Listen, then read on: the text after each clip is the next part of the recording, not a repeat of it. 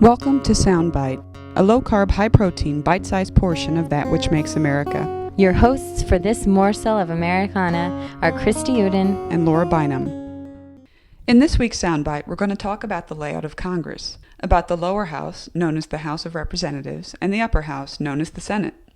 Together, these two houses comprise Congress and epitomize the system of checks and balances put together by our founding fathers. We'll start with the House of Representatives. First, how can you, the average citizen, get yourself a seat in Congress? Well, if you're over 25, live in a state containing the district that you want to represent, and have been a United States citizen for at least the last 7 years, you can run for a seat in the House of Representatives. More so than in the Senate, the House of Representatives is filled with people who come from multiple backgrounds and walks of life. You're more likely to see former farmers, teachers, and real estate agents in this lower house of Congress, and as such, the House, the People's House, is known best for its close relationship with the citizens. Do you have any idea how many members of the House of Representatives there are? No. What I do know is that there are a different number based on populations in each state. That's right. They've capped it at 435 members. And they are elected for 2-year periods of time, and that currently they each represent approximately 600,000 people. When it was first started, they represented between 20 and 30,000. But if we didn't do it that way, we'd have a gazillion people serving in the House of Representatives.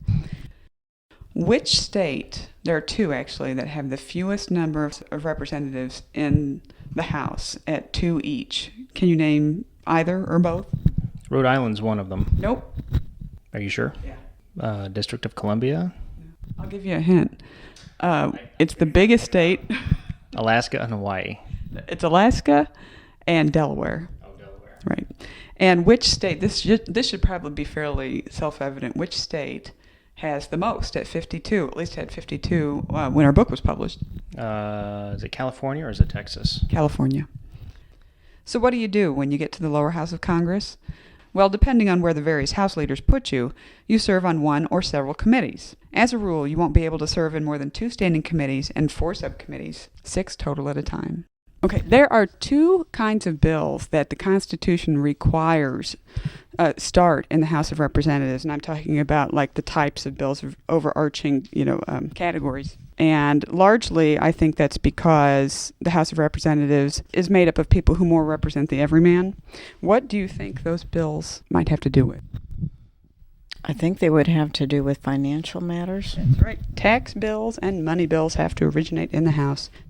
Article 1, Section 7 of the Constitution says, "All bills for raising revenue shall originate in the House of Representatives, but the Senate may propose or concur with amendments as on other bills." The upper house, the Senate, differs from the House of Representatives in many ways. The Senate has exclusive powers over presidential appointees, control over approval of treaties with foreign nations, and its members tend to come from more professional backgrounds like the fields of law and government policy. Unlike the House of Representatives, whose numbers reflect the population of each state, senators are divided equally between the states, each having 2.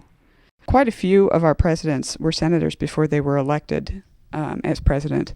Can you tell me who those were? I know John F. Kennedy was a senator, Richard Nixon. I don't know.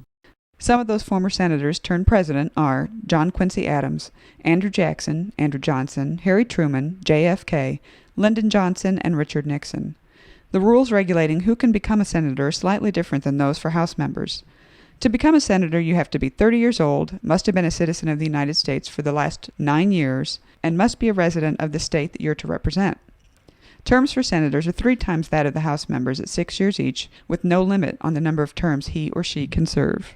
The same kinds of committees exist in the upper house as in the lower house, standing, select or special, and joint, and appointment to these committees are handled via a priority system that allows senior senators to choose first based on their length of service. These selections are then approved or disapproved by the party leaders. we leave you with a little something to cleanse your palate. And what would you say is your perception of the difference between a senator and a member of the House of Representatives? I probably not going to answer that on the grounds that I have constitutional arrangement with both the House and the Senate to not discuss these things. Okay. SoundBite was written and produced by Christy Uden and Laura Bynum. Music by Kevin Elliott.